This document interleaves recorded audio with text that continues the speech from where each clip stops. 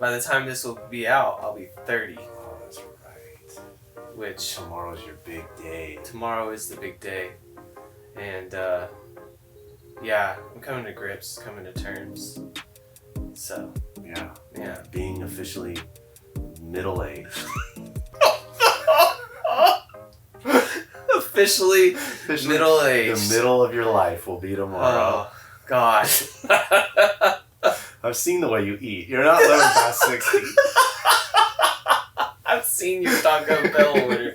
You're not making it past 60, dude. Oh, that's hilarious. Oh, that's so good. Well, it's a great segue. Great segue into prayer and confession. Prayer and confession. That is what this week's topic is going to be on. Prayer and confession. And I'm going to be speaking. Yes. And so I just kind of wanted to have this conversation be primarily about what is your rhythms. Well, starting with prayer. What is your rhythms with prayer? Yeah. What is the benefit of prayer, and what is the reason why we do it at all? Mm-hmm. So, like, what does prayer look like for you? Yeah. When's the best time to pray? When is the strategies? What's the best time to pray to get the most out of it? To get the most out of it. To just speed strats. To min-max it. Min-max your prayer life with David Jacob. Oh, no, yeah. So for me personally, man, I do find myself praying just kind of constantly throughout the day. Mm-hmm.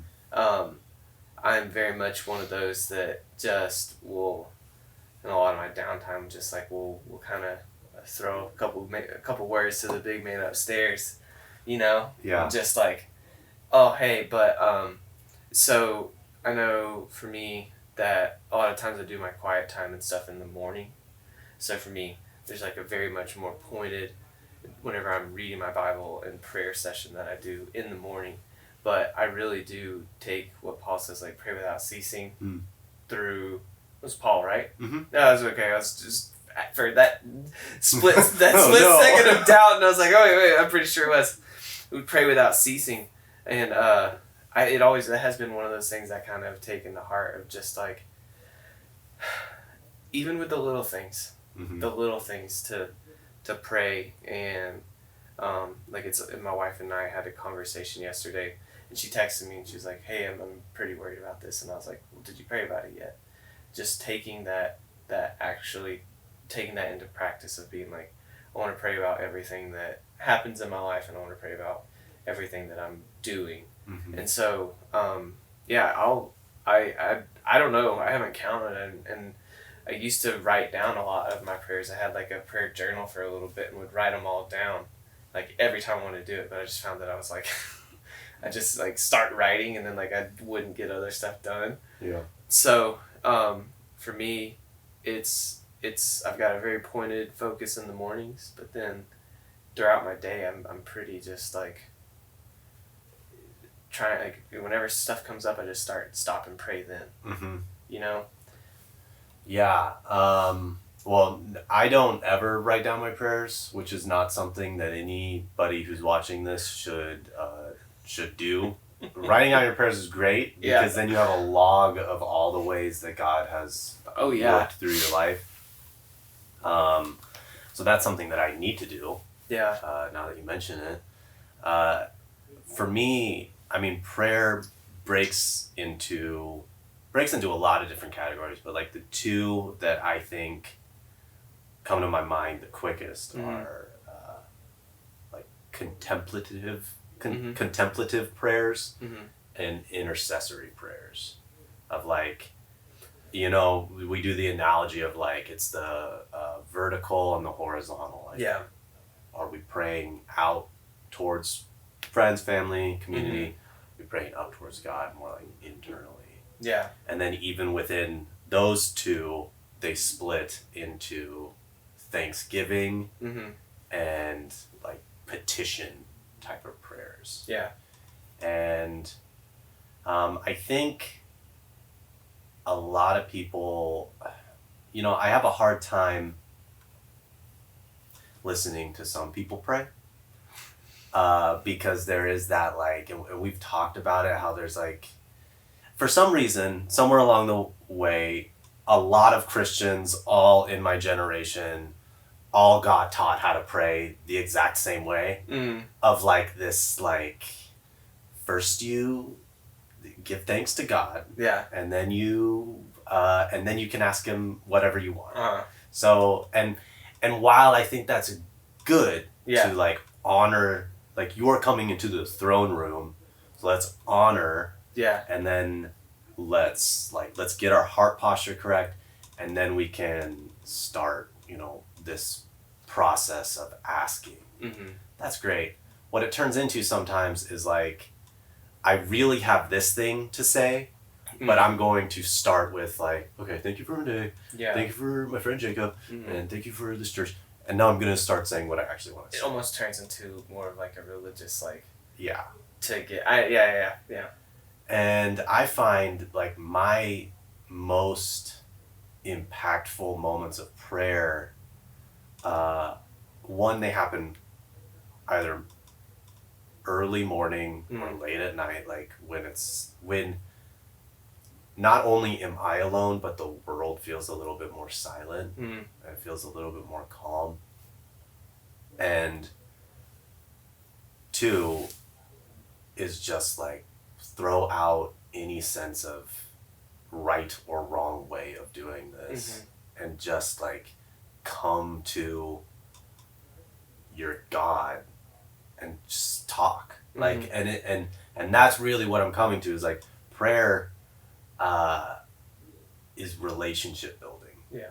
That's really all it is.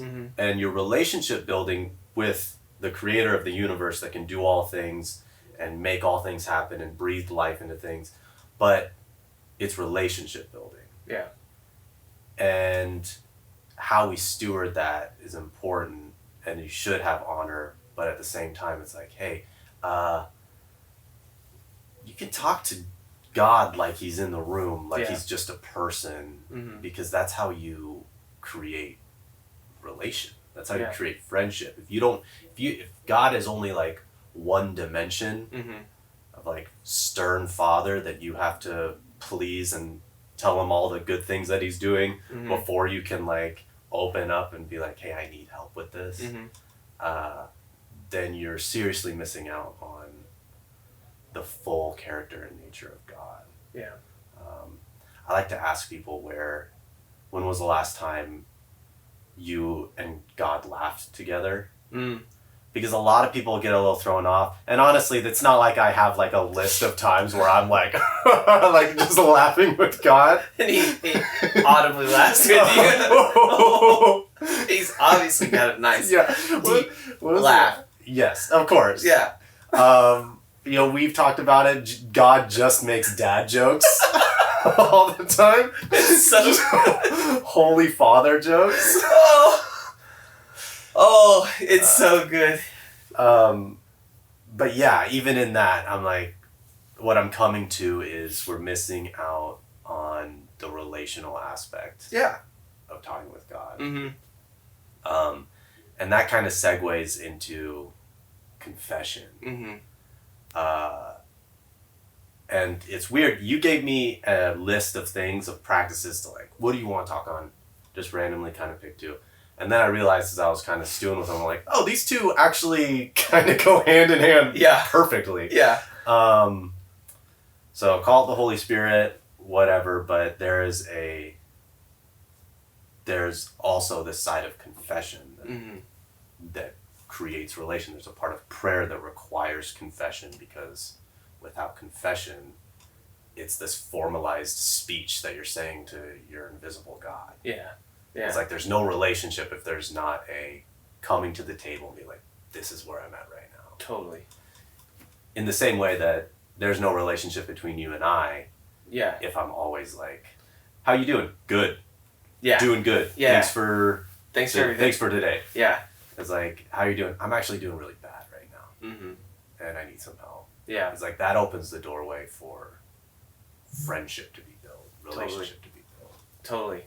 And it's I think, I know I've said it, I'm pretty sure I've heard you say it. I know Mitch is the one who said this, is like, said it to me the first time, and I know I've told Counterculture this, like, the depth of your intimacy and everything is just about how vulnerable you're willing to be. And in confession, it's a vulnerable thing to do.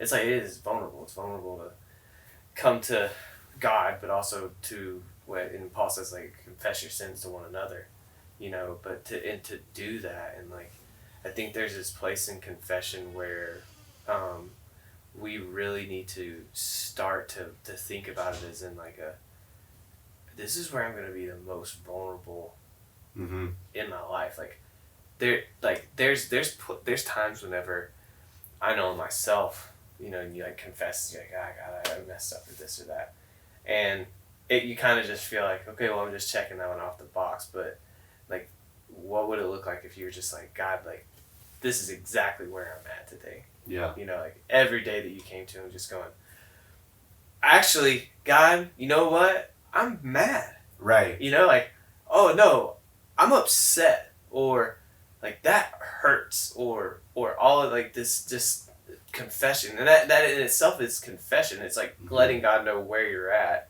And so I think there's like those two different aspects of confession, like confession to God, but also another important one, which is be like confession between, like, in discipleship relationships or relationships that you hold close to you, that type of thing. Yeah, what would it look like if every single time, even, I mean, that's like the building block of reconciliation with people. It's like, what would it look like if every single time you were harboring anger or pain towards something someone did, you actually went up to them and was like, hey, and you weren't a jerk about it. You were like, hey, it was like, hey, I'm dealing with this, and I feel like I'm mad at what you said. Or I'm hurt by what you said. Or this is where I'm at. It would open the doorway for understanding. Yeah.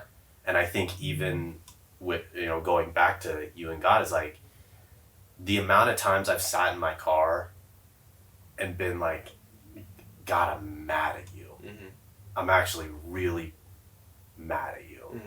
I don't like what you're doing. I think you're doing it wrong. I think I could do it better. And frankly, like, I don't want anything to do with what you're doing with me right now. Yeah. Because even in that, you're not denying Christ. No, you're just... Like, it's the ones that struggle with their faith that it grows stronger in them. Yeah. It's like, you need to open yourself up to God in that way so that he can create understanding for you. Totally. And I think he relishes in the argument. Yeah. When it's in a confessionatory way. Yeah. If you're not just like blaspheming God. Yeah. If you're like coming to him and be like, I'm mad. And I think you're doing it wrong. It's like, okay. Well, I'll be kind and I'll show you what's up. Yeah. And I think he'll do that more often than not. Yeah.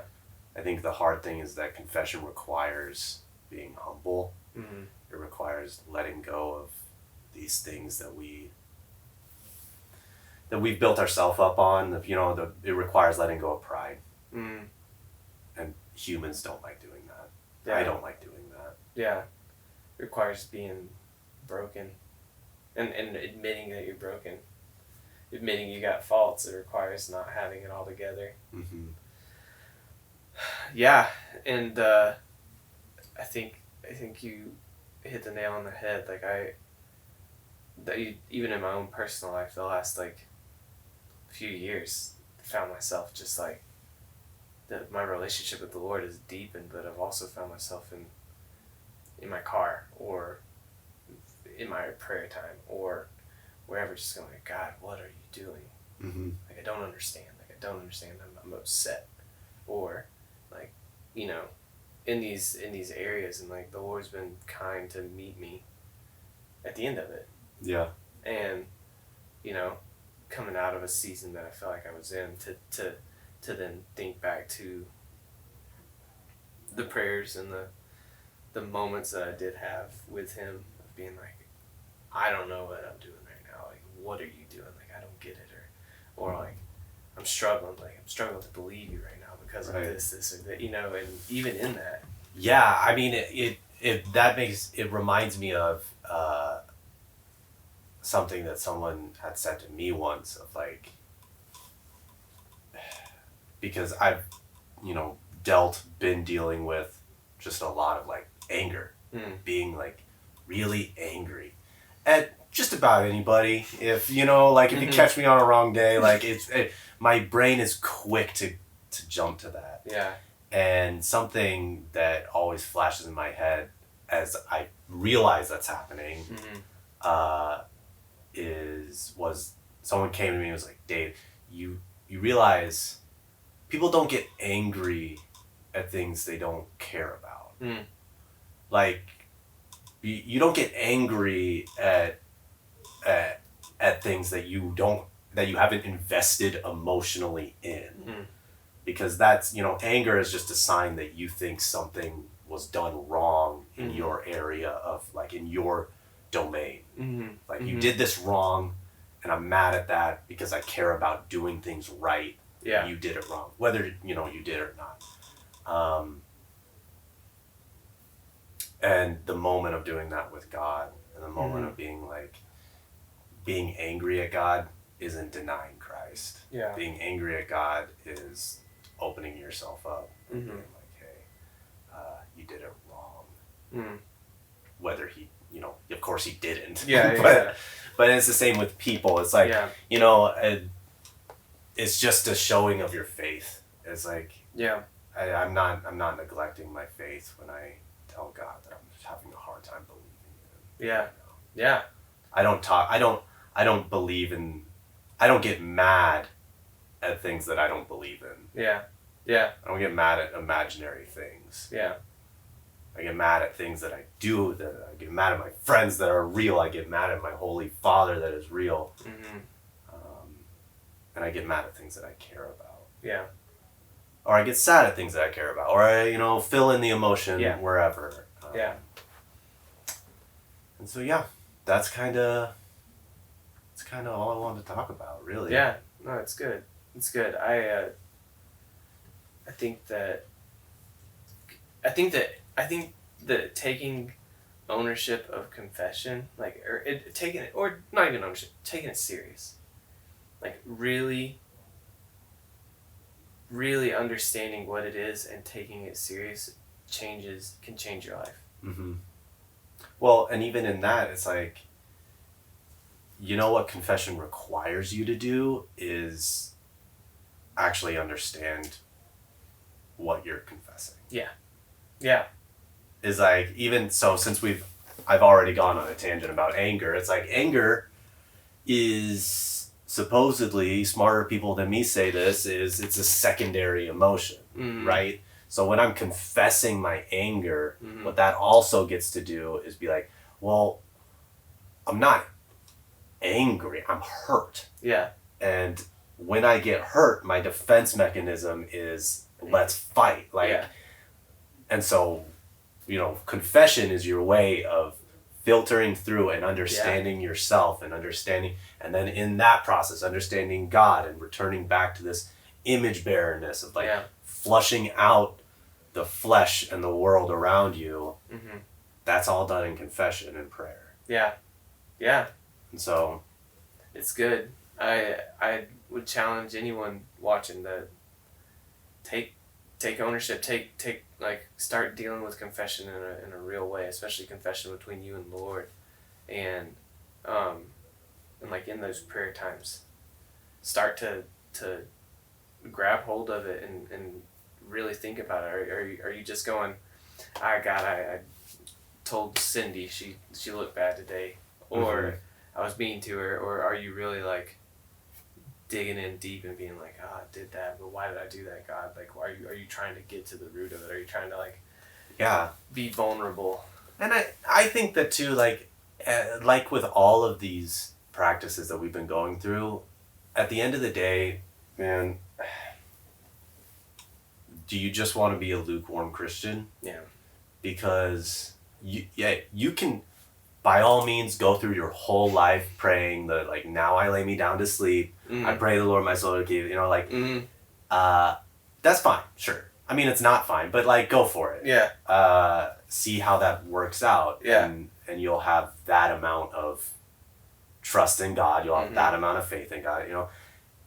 If you want to take it seriously and understand why so many people have given their life literally to Christ, then just try this. Yeah. Try this for a month. Try this for a week. Try this just tonight. Yeah. Like, just see what happens when you go to the throne room in prayer, and you actually, like, open yourself up. Yeah. Because the other thing is, like, you can't hurt me if I keep my armor on all the time. Totally. It's when I open myself up and I'm like, yeah, Jacob, you can, if you wanted to, you could poke and prod and do a lot of damage. But it's that act of faith and trust. Yeah. And then when you don't, or then when God doesn't, it's like, oh, yeah, I just grew a little bit. Exactly. Whether I know it or not, I just did. Yeah.